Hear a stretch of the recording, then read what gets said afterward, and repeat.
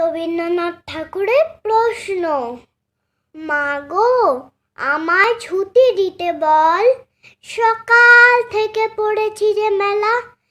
এখন আমি তোমার ঘরে বসে করব শুধু পড়া পড়া খেলা।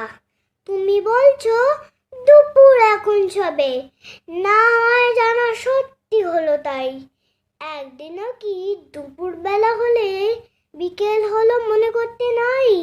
আমি তো বেশ ভাবতে পারি মনে, সূর্যি ডুবে গেছে মাঠের শেষে। বাগদি বুড়ি চুবড়ি ভরে নিয়ে শাক তুলেছে পুকুর ধারে এসে। আধার হলো মাদা গাছের তলা, কালি হয়ে এলো দিঘির জল।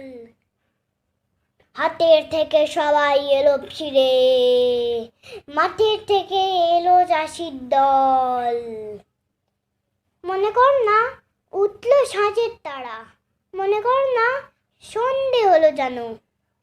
রাতের বেলা দুপুর যদি হয়, দুপুর বেলা রাত হবে না কেন? Thank you.